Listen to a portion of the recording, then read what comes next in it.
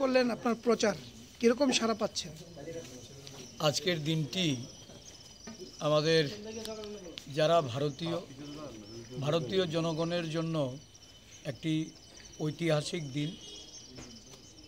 নেতাজি সুভাষচন্দ্র বসুর 127তম জন্মদিবস।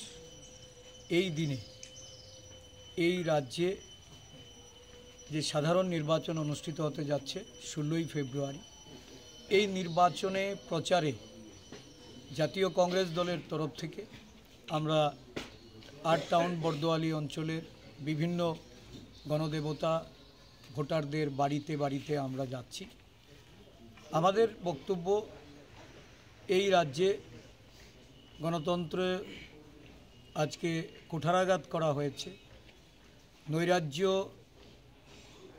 সমস্ত জনগণের উপর নামিয়ে নিয়ে আসা হয়েছে।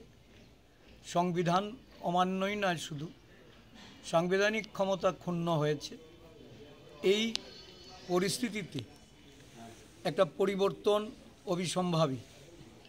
পরিবর্তনকে শক্তিশালী করার জন্য, পরিবর্তনের লক্ষ্যে জনগণকে তার মূল্যবান ভোট প্রদান করার জন্য আমরা ভোটদাতাদের কাছে দলের পক্ষ থেকে আবেদন রাখছি।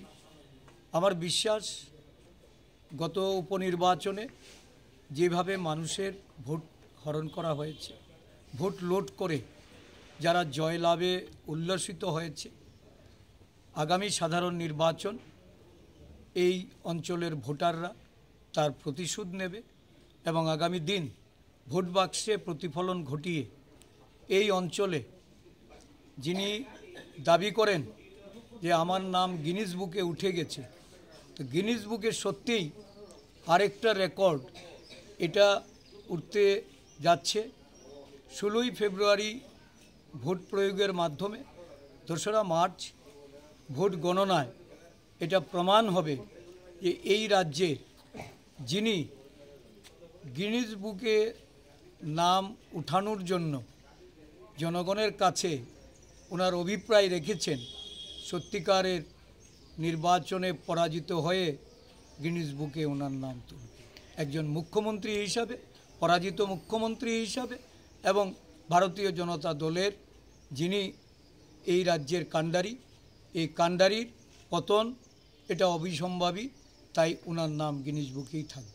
বামফ্রন্টের সঙ্গে জোট হলে কতটুকু ফ্যাসিলিটি পাবেন আপনি মনে হচ্ছে? দেখুন, জোট কোনো ফ্যাসিলিটির বিষয় নয়। জোট হচ্ছে জনগণের চাহিদা। এই জোট গণতান্ত্রিক জোট, এই জোট সেকুলারিজমের জোট।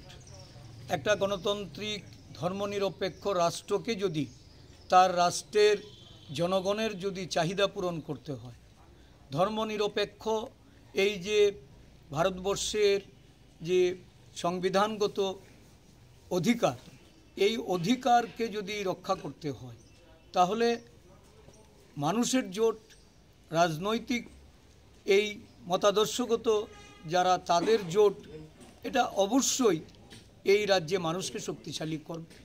এই রাজ্যে এই যে রাজনৈতিক যে পরিবর্তনের আকাঙ্ক্ষা নিয়ে মানুষ রাস্তায় নেমেছে, এটাকে শক্তিশালী করবে। জোটের ধর্ম মানুষের স্বার্থে, জোটের ধর্ম হোক রাজ্যের উন্নয়নের স্বার্থে। যারা উন্নয়ন বিরোধী, যারা জনস্বার্থ বিরোধী, তাদের পতন ঘটানোর জন্যই এই জোট অবিসম্ভাবী।